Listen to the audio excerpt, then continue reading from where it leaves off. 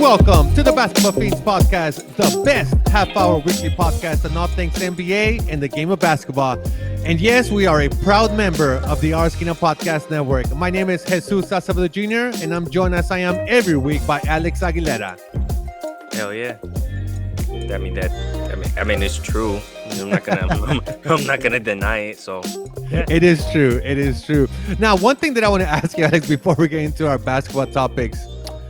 You know, in your street basketball career, because I guess, we can say that it's a career for us, right? Because it's, we play many different courts around our own cities, me, Houston, you in Chicago. Have you ever got into any scuffles, fights, or shoving matches in playing basketball, whether it's on the street, whether it's, official tournaments or what have you? I can't say that. Okay, I can't. I'll say the correct answer is no. Technically, I was always sort of a smaller guy when I played basketball during my basketball career. I was always like a point guard, shooting guard. So guys were typically bigger than me. So I was smart about it and was like, I don't think it's smart for me to pick a fight because odds are I'm probably not gonna win. Although there was this, I think there was one time in 8th grade. I remember we didn't get in a fight, but me and this one dude, we were going at it. It was our rival school.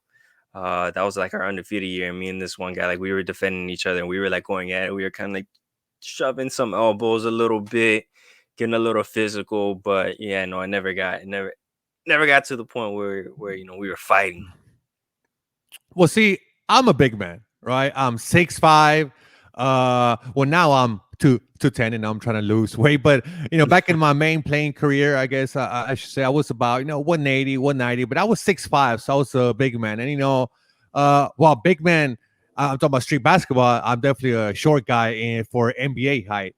But being a big man in street basketball, you get used to being fouled, hacks, scratches here and there, but it comes with the territory, right? Same as with NBA, big man, it just comes with the territory. But because I was thinner than other big men, they always try to get physical with me, thinking that they could get to me, right? But one thing they didn't know about me is I don't play with that, and by that I mean I won't pick a fight with them, but I'll get right as physical with them, and then I think they would get mad that I would get just as physical as them. Right. And then that would get into their head, and then that's when they'll start with the dirty stuff, and then that's when I just get it. And then once that happened, I'm like, ooh, I'm in their head. I'm exactly, because I'm in their head now, because they thought they could push me around, they could elbow me here and there, and then I started doing it back. And here's the thing, I'm a skinny guy, so I have real pointy elbows, so my elbows hurt a lot more than theirs. Right. So I know whenever skinny guys represent stand up. So, and like I said, oftentimes they would get more mad at me because they saw that I wasn't backing down, and they ended up getting more hurt. And then there were a couple times we got into some shoving matches that I never started. I was just like, hey, you wanted to play tough. We could play that all day long. So there was one time I was playing a basketball tournament where this guy, he was like 6'6". He was an older guy now. I think I was maybe 26 in this tournament. He was maybe, I want to say, early 40s. And, I was taking him to school. He was, because I knew he was a little bit bigger than me, but also he was a bit slower than me. So I was just taking him off the dribble, beating him like that. And he got mad, and then sometimes started backing him down. So he got physical, like he purposely tripped me. And I skidded my knee, and I was like, ooh, and I could have easily got up and like gone at him, like, push or whatever. I was like, you know what? I'm gonna just play it cool. And the way that I just played it cool, like it almost, he got like he just felt mad, not mad. Sorry, that he like almost turned and he's like, I can't believe I let him get to me like that. So the rest of the game, he was always just playing me real soft, and I took complete advantage of that, because I think he felt bad that how he purposely treated me, because I tripped back because I had made a move. I like cut right, and I had a wide open layup, and he just stuck his foot out purposely, right? And I think he felt bad. So the rest of the game, I was like, oh, I got this guy, like, so that's awesome. Like, you win. Not only did you win the physical battle, but once you won the mental battle, it was over with. I mean, it seemed like it was over with to begin with, but it was just right. There was no doubt it was done. Right, definitely, and that always seems to be the case. Even when I play guys that are smaller than me, like I said, I'm 6'5", but sometimes I'll play guys that are 6'1", 5'10", still tall, right? Yeah. But they'll be stronger than me, wider than me, so they definitely always try to use body. So just gotta be I always gotta be prepared for it. But like I said, I love playing tough. I grew up playing uh street ball. And listeners, we're talking about scuffles and fights and showing matches because on Monday night, Nikola Jokic and Markieff Morris got into it a bit, and let's set the scene, Alex. So it's late in the fourth quarter of the Denver Nuggets and Miami Heat game with a couple of minutes remaining, and the Heat are down 17 points. So pretty much the game is out, right? The game is essentially over. We're just waiting for the time to run out. Jokic brings the ball up the floor. Here's near half court, and then Morris wells into him for the intentional foul. And when I say well, Morris drove his elbow into Jokic's ribs and then hit Jokic's knee with his knee. And it shook Jokic. He was not expecting that. He did not take to that lightly. And Morris, after he welled him, he turned his back on him and started walking back towards his goal.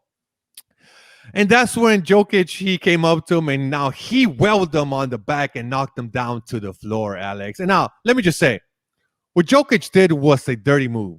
There's no excuse for that. But I understand why he reacted that way. Yeah. And if you see Morris's foul, especially some of the replays when they showed the camera angle from behind, it was uncalled for at that point for Morris to foul him like that because it could have led to injury, and you especially see it in the angle when the camera is behind. So if Morris doesn't commit that type of foul, there's no way Jokic reacts the way that he did, Alex. Yeah, no, not at all. And I love how you painted the scene as to, like, what went down. And yeah, I mean, the way Jokic reacted, it was, it was kind of dirty. He didn't have to take it to the extent that he did. But at the same time, like Markieff Morris, insinuated, the whole situation with that, dirty foul, just kind of like you said, uncalled for. I think is the best way to put it. And Jokic was like, I know you didn't just do that, and he just, went after him, and everyone was saying, oh, like, that's low, that he fouled him, like shoved him, with his back turned, and like once again, it's a dirty move on Jokic's part, but at the same time, like after Markieff, I almost said Marquise, after Morris did that, I mean, you should know that he like, so he's gonna retaliate.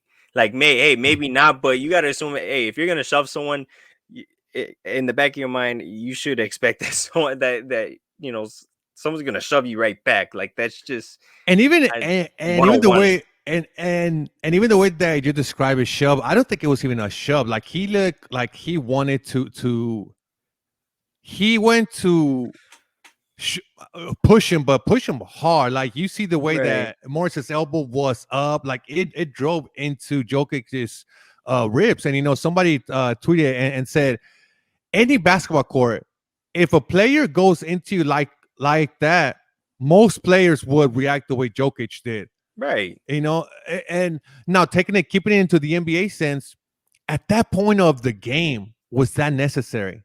No. Not at all. I mean, probably, like, he's super frustrated and he's like, you know what, screw this, game's over anyway. Let me just take my frustration out on this guy, reigning MVP, give him a little, little taste of my medicine. I don't know, whatever you want, whatever's going through Morris's mind at that point in time. But yeah, I mean, look, if you're gonna shove someone like that, like, dude's probably gonna, more often than not, is gonna shove you right back. Once again, did Jokic take it a little bit too far? I mean, yeah, like, he really like, he went into Morris. Right, he kind of decked Morris there, and yeah, man. The Chicago Bears could use Jokic on their team. That was a hard tackle. That was any NFL team would love to have a Nikola Jokic on their team, because no one's bringing that man down. He could be a mean tight end. You know what I'm saying? Bro, that would be insane. I mean, he'd be a little slow, but no one's getting past that man. As long as he gets his blocking mechanics done, he's set. And look, Markieff Markieff later tweeted that he would never push someone who has their back turned to him. When in fact, he did that last season to DeMarcus Cousins when DeMarcus Cousins was with the Houston Rockets. So Morris has a history. And let's be honest, not just him, but both of the Morris brothers have a history with these type of fouls that could be labeled dirty, dirty fouls. Yeah. And look, a lot of NBA veterans, they came out defending what Jokic did. Obviously they said that yes, that's a dirty foul, but some like how I say, they understood why Jokic did what he they did. Get what he's coming from. They get exactly where he's coming from. Shaq said, if you foul me like that, you best not turn your back on me, because I'm coming at you. Yeah.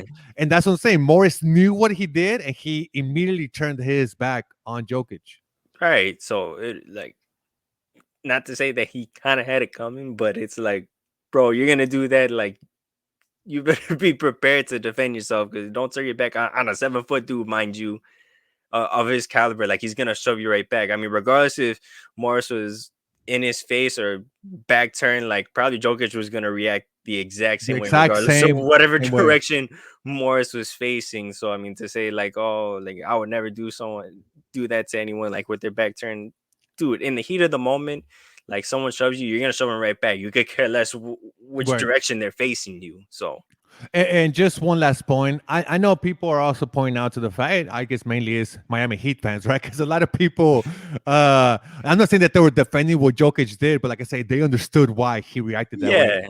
But I know earlier in that play, and not all the clips show it, but Bam Adebayo was going up for a layup, and Jokic, he tried slap at the ball, and he inadvertently hit him in the face. Now the refs didn't call a foul, and yes, that was a missed call foul. And if that foul gets called, we're not even talking about this as a topic, So that was a missed foul. But even in that play, you see that Jokic was going for the ball. He wasn't purposely trying to slap him in the face. Now to be fair, also Jokic does have a small history of kind of losing it. He lost it in last season's playoffs when I think it was campaign. He kind of was a hard foul. Campaign? Yeah. What I know it was the Phoenix Suns. I think it was campaign. Listeners, do please correct us if I'm wrong in that. So yeah, so he has a history, but this foul on Bam Adebayo that wasn't called, you could see he was going for the ball, and I think maybe Morris was trying to like get his guy's back, and that's what he went Jokic that way. So and look, we should say Jokic did get a 1-game suspension, and maybe it could have been more, but I think 1 game is sufficient. I know Miami Heat fans aren't happy with that they wanted more, but who knows? Maybe that's something else that I know I've heard some critics say about maybe that's a foul that should be altered in the way that how it's given, especially because the Denver Nuggets run the fast break, and that foul essentially stopped the fast break. I know there's been some talk, especially among the NBA media, that maybe that's a foul that the association should look at and maybe changing, so that way you kind of dilute those kind of situations from happening. Not dilute, but also give the team that's on the fast break, hey, they have the advantage. But as we're speaking about rule changes, Alex, there have been some new rule changes that were instituted this season. And this is in regards to which fouls to call and not call. More specifically, referees are no longer rewarding abnormal moves from players that in the past may have helped them get to the free throw line and get fouls on defenders. Now, the new rule aims to dissuade offensive players from making overt, abrupt, or abnormal non-basketball moves. And in the early going of the NBA, we've seen it have an impact. Now, here are the 4 rules, and the NBA Referees Association, they tweeted these out. They said a shooter launching or leaning into a defender at an abnormal angle, when an offensive player veers off his pad into the defender in an abrupt manner, when the offensive player overtly extends a portion of his body into a defender, and lastly, where the offensive player uses his off arm to initiate contact with the defender. So, like I said, Alex, we've seen these rules have an effect so far here in the early going of the NBA. Yes, we have. And you know what? I actually kind of like it. I feel like, the game, like refs are letting the game play out a little bit more. They're not, the momentum of the game isn't like shut off because a guy like jumps into a defender and draws the foul and goes to the free throw line. Refs are saying, hey, like, I see what you're doing. You're not getting the foul call, so you better find another way to draw the foul because it's definitely not that. And actually, there's one instance where it wasn't a shooting foul, but like as the rule states, it's like an abnormal basketball move. It was between, I believe it was Milwaukee and I think Orlando were playing, and I think it involved Giannis's brother, Yeah, Danis. yeah, Tanis. You're right, Giannis Antetokounmpo. So, just to like set the scene a little bit, he was playing like press defense, was defending guy bringing up the ball. He's all over him, and so the guy from Orlando, like he's sprinting down the court, and he kind of like stops and ducks to try to Yep. draw a foul. And of course, like Giannis, he's like he's playing press defense, so he's all over him, and his momentum carries, and he kind of like falls on top of him, but he's kind of like, hey, like he stopped right there. Like, what do you expect me to do? And actually, the ref called a charging foul, and the Magic player kind of looked like what, and it pretty much aligns with the rule changes that he made an abnormal basketball move. Like he stopped to intentionally draw the foul because he knew um with Donis, like his momentum was gonna carry and he was gonna like fall right into him. But the ref said, not today. So yeah, it's really, I guess, refreshing to see now. I feel like we're seeing a lot more fluid basketball, even though I just said like that was like a whole like charging call. I kind of veered off there, but yeah, I mean it forces guys that depended on getting to the foul line to find other ways to score. Yeah, and look, overall, there has been an impact in the NBA also when it comes to shooting fouls. Shooting fouls are down. Free throw attempts are down as a whole in the NBA. It's down from 21.8 free throw attempts to 19.9. And look, one of the poster boys for one of these moves is none other than James Harden. And we have seen him struggle this season to get to the line, and in general struggle, right? Another player that has been hampered by this has been Trey Young of the Atlanta Hawks. But one player that I kind of was surprised to see hampered by some of these new rule changes is Damian Lillard. Last season, Dame averaged 7.2 free throw attempts per game and 6.1 for his career as a whole. This season, he's down to 3.2 per game, which is a new career low.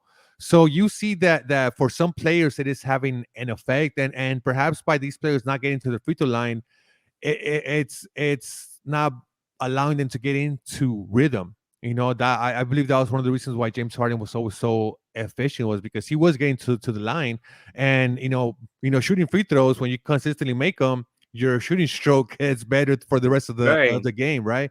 So but I do agree with you. I like these changes. Kudos to those players that were able to kind of see the loopholes in the rules in years past, like James Harden, and use it to their advantage. So now they just have to figure out what the new loopholes are, or how to make the rules work for them in their favor. Now, maybe we may see them adjust their game a bit. But I agree with you. I think this is better for the league as a whole. Yeah, and I mean, like a guy like James Harden, Trey Young, Damian Lillard, like they'll be able to figure it out. I think they're too talented, like to struggle this much for the whole season. I think it's early on they're just so used to getting those calls that they sort of leaned on them a lot because it was kind of like, oh, okay, I know I'm probably gonna get this call. Let me just do what I normally do, and then it's like no, so it's like, oh, okay, I gotta make an adjustment, and adjustments don't happen overnight. They take time. That's just how it works, not even just in sports and in general. So like, I'm not worried, I guess, at all for these guys per se. Like I Same. think they'll be fine. I mean, I know it's early on and they're adjusting to these new rules, so it's just kind of like, hey, what the hell is going on? But I mean, they'll be all right. I mean, we're only like what 11, 12 games into the season, so I think they'll definitely adjust. They S- have such a high basketball IQ, Steph's fine, and right? he There he you he go. leaned into the shots all the time. He's perfectly fine, so He's they'll be he's good. he's super flying. But yeah, like I was mentioning, Trey Young is one that has struggled with these new rule changes, and I think that's really something that has affected the Atlanta Hawks to start the season. The Hawks, um, they're currently 4-8 in a season where some in the NBA media predicted they could be a top 4 seed in the East. And yes, Young not playing up to the level that we have expected of him has something to do with it. But I think it also goes beyond that. I think this team, they made a run to the Eastern Conference Finals, and they gave teams hell on both sides of the ball because they were making the extra pass, they were locking down on their defensive rotations, and now neither of those things are there. Defensively, they're among the bottom. I think they were 28 last I checked. And so I do wonder if the hacks, if the hacks, well, they're playing like hacks right now, right? But I do wonder if the Hawks are having a hard time getting up for these regular season games now that they have tasted the NBA playoffs. Because I mean, they made a deep playoff run that nobody expected them to get, and like I said, like we've said, NBA playoff is different than the NBA regular season. So obviously you're gonna always be up for every single playoff game. So I wonder, maybe they're like, oh, it's the regular season, but you need these regular season games to get you in gear for the NBA playoffs. Right. Yeah, I mean it's curious because like you said, like they made such a deep run that no one really expected from them. So it's like, oh, they'll probably be able to carry the momentum going into the regular season. And who knows, it may be the case where during this offseason teams were able to look at the film and get a good look at the Atlanta Hawks and see like, oh, okay, they caught us off guard in the playoffs. Now why was that the case, whether it be defensive rotations, whatever the case may be, as to figuring out the blueprint of defeating the Hawks. But I mean, I look at the Hawks, they're pretty much bringing everyone back from the Eastern Conference Finals run. So I mean, they're just off to a slow start. That's the same case with the Milwaukee Bucks, and they're the defending champs. Brooklyn Nets, finals favorite, they're, I guess, not living up to everyone's standards, quote unquote. So this is another instance where I guess I'm not too worried about the Hawks. I mean, Trae Young's averaging 24 points a game, so I mean, like, we're only 12 games And in. that's him struggling, right? Right. If that, like, that's a I would struggling love Trae to Young. struggle in the NBA like that. Please let me struggle like that. Right. If that's Trae Young struggling now, like, imagine once he gets it going, like, he'll be all right. Like, Right. I have no worries with the Hawks. Now, I think I'm a little bit more worried about the Hawks than you, and just in the instance that Really? No, I don't. I mean, that's no. I mean, just that's honestly that's fair. So I mean, go ahead. just in the way, I'm not so worried about the Nets and the Bucks. I think that both those teams can turn it around and be among the top four. The only reason I'm worried about the Hawks is just because I feel they're kind of in a split situation. And what I mean by that is they're still developing players, but now they're also trying to win, and the reason why now they're trying to win is because of that deep playoff run they made last season. And sometimes that can be a bad combo. Nate McMillan had this quote in an article on The Ringer. He said that a coach once told him that if you're developing, you're losing. And there is some truth to that, because you're trying to develop these young players, but then on the other hand, you're trying to win. And what happens when the players that you're developing have such a great has such a great playoffs, and so now it's like, are you still developing those players? Which is what happened last season, right? Some of those developing players like Trey Young, not Cam Hunter, DeAndre Fox. Well, yeah, Cam Hunter, right? DeAndre Fox, blanking out on their power forward, had a great playoffs. What's Well, his John name? Collins. John Collins. They were still developing, but they had a great playoff run. So they come back this season, and are they still in development mode, or are they in kind of a not win now mode, but should they just be focused on winning? So that's what I think. I'm a little concerned about that. It's what route are they taking, and if so, can they take both routes at the same time? Yeah, that's actually a real. I actually really like that point that you make, and I honestly didn't really, think about it, um, in that respect. Because yeah, I mean, like no one expected the Hawks to do what they did, and they, I guess, what the Hawks mentality is like, hey, we have time, let's get these guys going. But then all of a sudden they made this deep run, and then it's like, oh wait, okay, like now we can compete, in the East, but now we got to keep that up. And a lot of these young guys, because it's a pretty young team, that It's a was pretty it. young thing.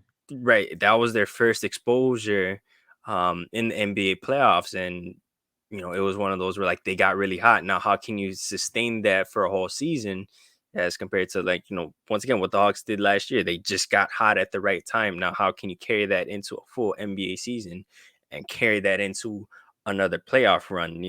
That's something that the Hawks haven't done yet. So now, like you perfectly mentioned, it's, they're kind of at this crossroads where it's like, okay, do we focus on, winning and becoming a very, competitive team in the East and in the league, or do we, continue to, grow our young players and become a better team? But it's like, can you do both at the same time? So it's a weird dilemma that they're in.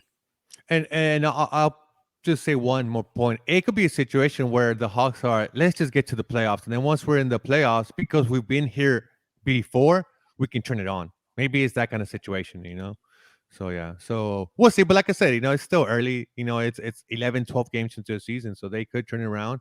Uh, one team that has definitely turned it around is the Washington Wizards. They are a team that has overperformed so far this season. They're currently 8-3 in the top the Eastern Conference standings, and I'll be honest, I did not expect this, and I'm not sure many did expect it. They made an offseason trade that sent Russell Westbrook to the Los Angeles Lakers, and in return, they got back Cal Kuzma, Montrezl Harrell, and Kentavious Caldwell-Pope to pair with Bradley Beal, and they are rolling, Alex. They have a top 5 defense, according to their defensive rating so far this season, which, I mean, you know me, I love defense. And look, their team is so well rendered out because they already have their closer. They have their guy in Bradley Beal. And the acquisitions from the Lakers, it rounds out that team to a T. So I think they can easily make a return to the playoffs. Last season, they were in the playing tournament. I believe this season, if they keep it up, they could easily be a top 6 seed and avoid the playing tournament altogether.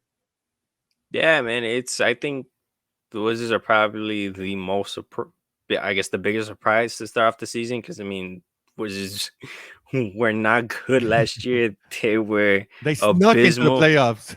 Right, they barely squeezed by, and at one point it looked like they were the worst team in the league. But I think it's, I guess, the trade, for Montrezl Harrell, Kyle Kuzma, continues Kyle Pope from the Lakers. It was sort of like, I guess, a blessing in disguise.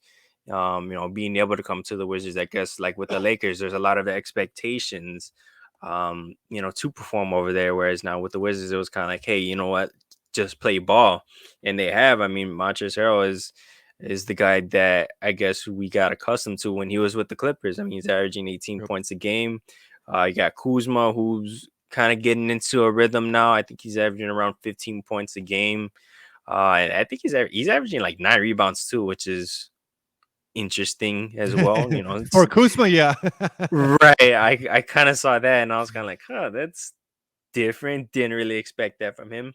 So yeah, I mean, I think it's a situation where now these guys, I guess, have, I guess, more defined roles per se with the Wizards. I mean, obviously, Bradley Beal is the guy in Washington. He has been, you know, for now. I don't even want to say the last couple of years. I feel like he's sort of always been the guy. Even when John Wall was there, I always felt like Bradley Beal was honestly the better out of the two.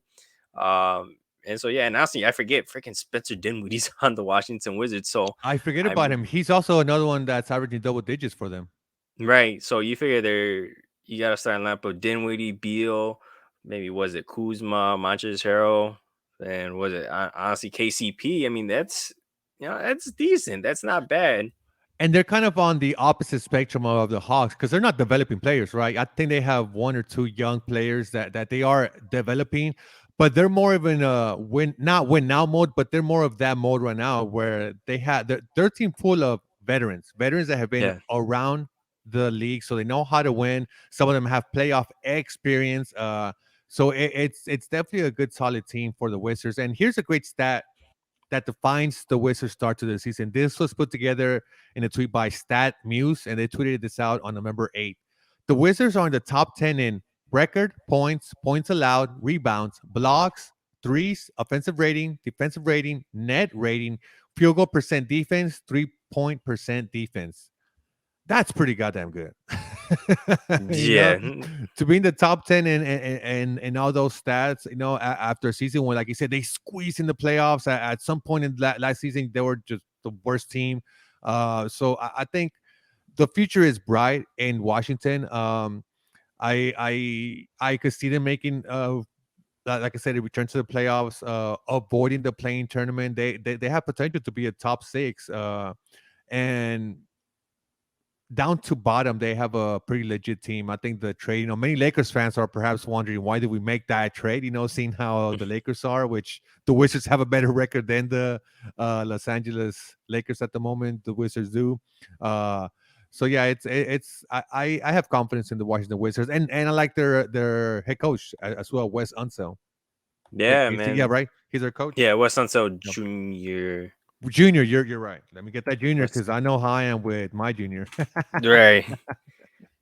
We like to be accurate or somewhat Yep. accurate here on the Basketball Fiends. Yes. And actually, and you know what I think too, with the Wizards so far, the schedule that they've played, and so far moving forward, they have a pretty favorable schedule. I would say that. So was it their only losses came from the Nets, the Hawks, and the Raptors. And I want to say Brooklyn was probably like their biggest loss. They lost 104-90. And then between the Hawks and the Raptors, they lost by 9 or 10 points. So I mean, it's early on in the season, and for the most part, they haven't gotten blown out in games that they've lost. But I mean, once again, you look at the schedule that favors them. They've played Toronto, Indiana, Boston struggling. They've beaten Atlanta, so they're split with them. They've been struggling. They've actually beat Boston twice. They beat Memphis. They beat Milwaukee. I know they're off to a slow start. They beat Cleveland. So, I feel like you hear it a lot, even with the, Bulls too. It's like, oh, they haven't been playing, very good teams. Well, if they're not playing very good teams, then, they're beating teams that they're supposed to be. And I mean Exactly. that's kind of the whole point. If you're playing a team that probably isn't as good as you, then you're supposed to beat them, and they're doing that. So they're winning games that they're supposed to, and I mean games that they've lost. I mean are against what is it? Toronto, Atlanta, Brooklyn playoff teams. I mean, And even then, minus Toronto. and even then, you're saying, you're beating the schedule is easy, but you're only saying that because they themselves are a winning team. So if they Yeah. weren't a Mm-hmm. winning team, then I guess nobody would say, "Oh, their schedule is so easy." No, we're saying that now. Some people are saying that now, but that's because now they are a winning team. Right. So that's a detriment to the team that they have become this season. So like their next game is against Orlando, like that's a very winnable game. They played New Orleans. New Orleans is probably like the worst record in the league right now. They better win that game. They got a game against Charlotte. That'll probably be more of an even matchup, and then they go back to back, going to Miami and then playing Miami at home, and then Charlotte again. Oh, and That'd be then New Orleans again. that's a pretty good three game swing.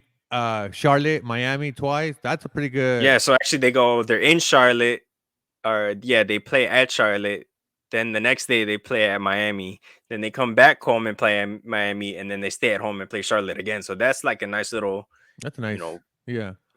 4-game swing against two teams that are, they're Legit. Charlotte, right? Oh, Charlotte looks good, yeah, we haven't talked and we about them are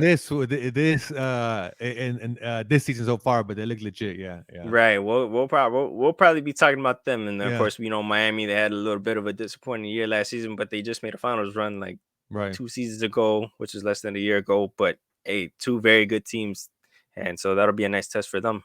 Yeah. Yeah, and that does it for our basketball topics for this week's 43rd episode of the Basketball Fiends. 43 episodes. So yeah, we do 43 43. I forget about the mirror stuff, so I forget if I should throw up the 4 on So this hand or StreamYard, the we 3 should on this we should hand. tell our listeners StreamYard doesn't have the mirror effect unlike Zoom, so it's kind of confusing for us. Well, at least it still is confusing for me. That it has no mirror effect, and I keep sending StreamYard messages. Hey, add a mirror effect. So we'll Right. see if they Just to listen to have the me. option. Just give us the option, StreamYard. But yeah, but we do have also some breaking news to break here on the Basketball Fiends. Next week for our November 19th episode, I actually will not be in attendance for that episode, so that'll be Alex. Not solo; he'll have a special guest, but he'll be keeping it a surprise. So just have to tune in. I guess it could be anybody. It could be an NBA player. It could be an NBA GM, or it could be the guy that he just met outside. I don't know. It's gonna be a surprise. All right, it's definitely not gonna be a guy that I met outside because I am. All right. But I'm it could be in friendly and like that. So it could be an NBA player, listener. So you never know. Tune in. Never know. You never know. You never know. But that does it for us. Thank you so much for listening. I will be back in 2 weeks. Alex returns next week. Yeah, thank you so much for listening to us. And don't forget to subscribe. Thank you. Deuces. Oh my God. What was that? I messed up the outro again. See, oh my God. I'm already thinking about my vacation. That's what it is. All right. Man, that's how tuned out he is. That's how tuned out I am, faithful listeners. I'm already thinking about, my trip. I'm gonna be on the beach sipping some Mai Tais, pina coladas. I don't know. Yeah. All right. Well, finally, here's the outro. Thank you so much for listening. Don't forget to subscribe. See ya. Deuces, I guess.